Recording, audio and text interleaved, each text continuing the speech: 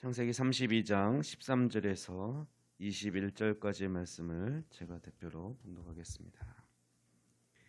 야곱이 거기서 밤을 지내고 그 소유 중에서 형 에서를 위하여 예물을 택하니 암염소가 200이요 순염소가 20이요 암양이 200이요 순양이 20이요 전 나는 낙타 30과 그 새끼요 암소가 40이요 황소가 10이요 암나귀가 20이요 그 새끼 나귀가 10이라. 그것을 각각 때로 나누어 종들의 손에 맡기고 그의 종에게 이르되 나보다 앞서 건너가서 각 때로 거리를 두게 하라 하고 그가 또 앞선 자에게 명령하여 이르되 내 형 에서가 너를 만나 묻기를 내가 누구의 사람이며 어디로 가느냐 내 앞의 것은 누구의 것이냐 하거든 대답하기를 주의 종 야곱의 것이요 자기의 주 에서에게로 보내는 예물이오며 야곱도 우리 뒤에 있나이다 하라 하고 그 둘째와 셋째와 각 때를 따라가는 자에게 명령하여 이르되 너희도 에서를 만나거든 곧 이같이 그에게 말하고 또 너희는 말하기를 주의 종 야곱이 우리 뒤에 있다 하라 하니라 하니 이는 야곱이 말하기를 내가 내 앞에 보내는 예물로 형의 감정을 푼 후에 대면하면 형이 혹시 나를 받아주리라 함이었더라. 그 예물은 그의 앞서 보내고 그는 무리 가운데서 밤을 지내다가 아멘. 형 에서가 400명을 이끌고 자신에게로 오고 있다는 소식을 들은 야곱은 자신의 재산과 가족을 두 무리로 나눕니다. 어느 한쪽이라도 살려보겠다라는 계획이었습니다. 그러나 그렇게 조치한 후에도 답답하고 두려웠던 야곱은 하나님께 기도합니다. 하나님을 자신의 조상의 하나님으로 그리고 여호와 하나님으로 부르면서 하나님과의 자신의 관계를 강조하면서 기도를 시작합니다. 그리고 자신을 축복하며 약속하신 그 약속의 말씀을 주장하면서 기도했습니다.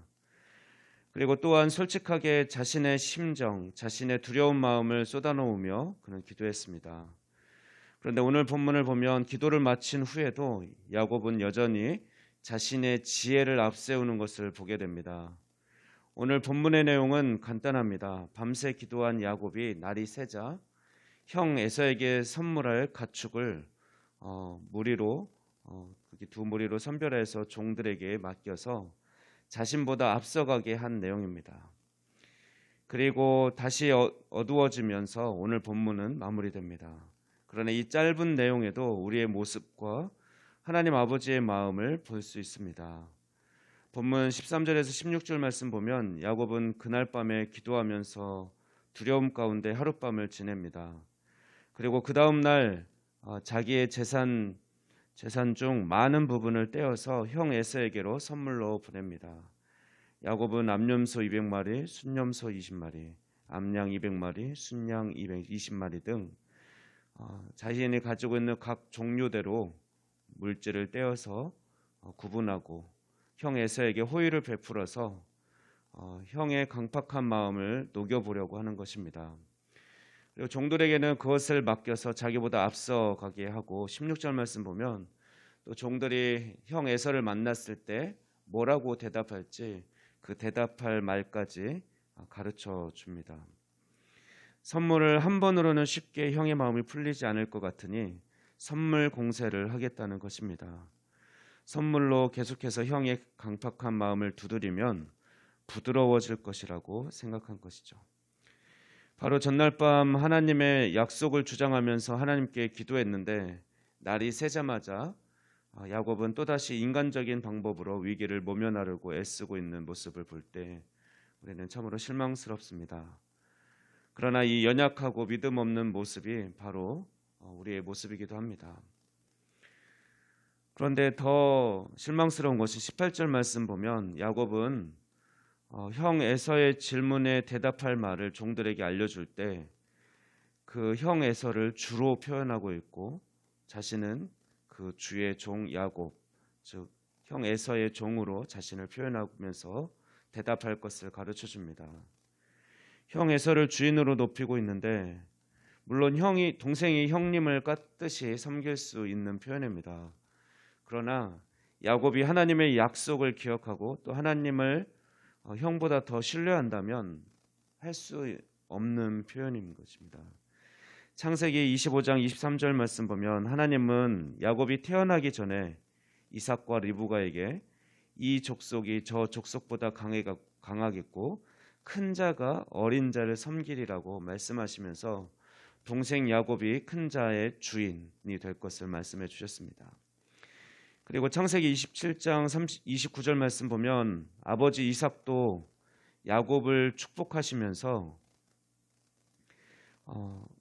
축복할 때 만민이 너를 섬기고 열국이 내게 굴복하리니 내가 형제들의 주가 되고 내 어머니의 아들들이 내게 굴복하며 너를 저주하는 자는 저주를 받고 너를 축복하는 자는 복을 받기를 원하노라라고 하나님의 뜻을 선포하면서 그렇게 축복한 바가 있습니다.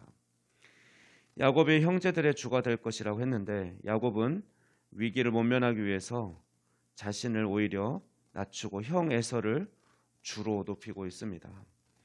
하나님의 약속과 뜻을 저버린 믿음 없는 표현인 것이죠. 전날 밤에 기도할 때는 하나님의 약속을 주장하면서 기도하더니 날이 새니 그 사이에 마음이 흔들린 것입니다. 그런데 사실 이런 실망스럽고 연약한 모습은 우리도 마찬가지입니다.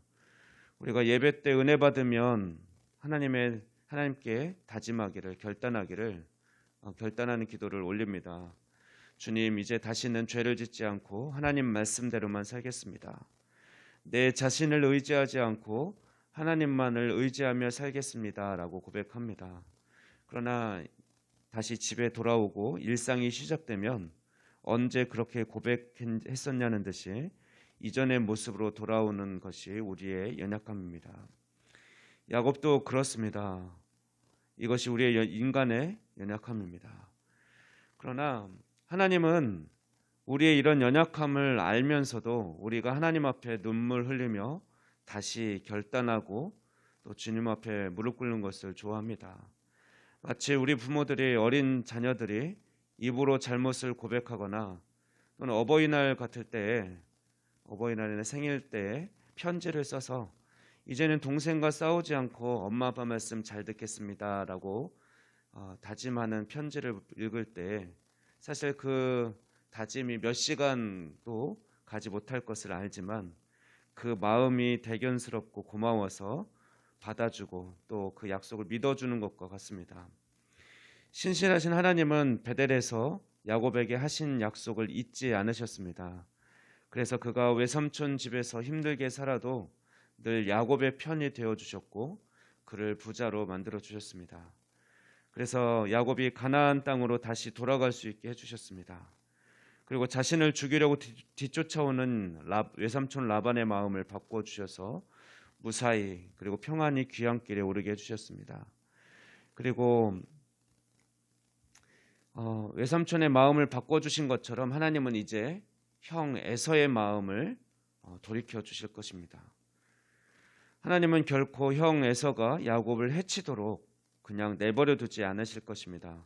왜냐하면 하나님은 신실하시기 때문입니다. 야곱이 태어나기도 전에 하신 그 약속, 큰 자가 작은 자를 섬길 것이다라는 약속을 하나님은 여전히 기억하고 계시며 그것을 이루어 주실 신실하신 하나님이시기 때문에 그렇습니다. 하나님은 우리를 하나님의 자녀로 삼아 주셨습니다. 우리를 왕의 자녀로 그렇게 삼아 주셔서 우리가 영원한 하나님 나라의 상속자로 살아가길 기대하고 계십니다. 우리가 만왕의 왕이시고 영원한 하나님 나라의 자녀로서 그 특권을 누리고 주장하며 살아가길 기대하고 계십니다. 여러분은 왕의 자녀답게 살아가고 계십니까? 이 세상 모든 것이 다 아버지의 것이요 우리에게 주셨습니다. 그리고 만왕의 왕이신 하나님께서 우리와 함께하고 계십니다. 그러므로 우리는 당당하게 살아가야 합니다.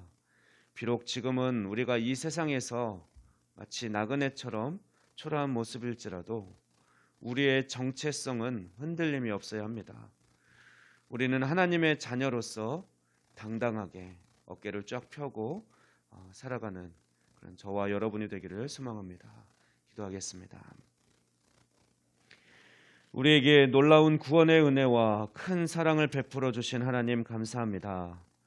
우리를 고아와 같이 내버려 두지 않으시고 우리를 하나님의 자녀 삼으시고 영원한 사랑을 약속하신 주님 감사합니다.